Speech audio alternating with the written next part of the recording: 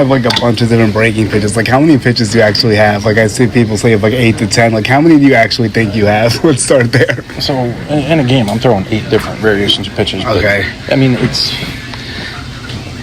if you talk to like older school pitchers, it's a variation of a pitch, to create more movement, whether it's vertical or horizontal, and it's really just to make adjustments off, because every team's got scout reports on what I have. If one team doesn't line up for, horizontal pitch or vertical pitch, then I'm going to try to tinker with that for the next start. Just try to, get a little better movement just based on, the tendencies of like an entire lineup. But, if you want to plot each one and, this one's different because the grip and the spin axis, then it's about 13.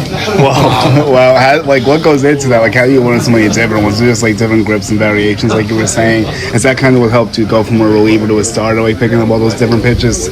Well, it definitely helped. The biggest thing is, protects my curveball.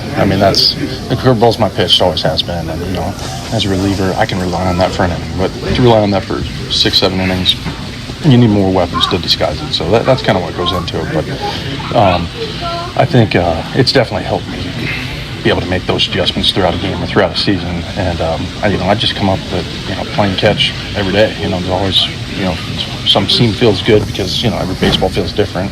And try a slider grip or curveball grip off the seam, and then you start to get different actions. So it's a lot of fun tinkering with pitches. All right, Seth, thank you. You gave me a great explanation. It was very thorough. All right.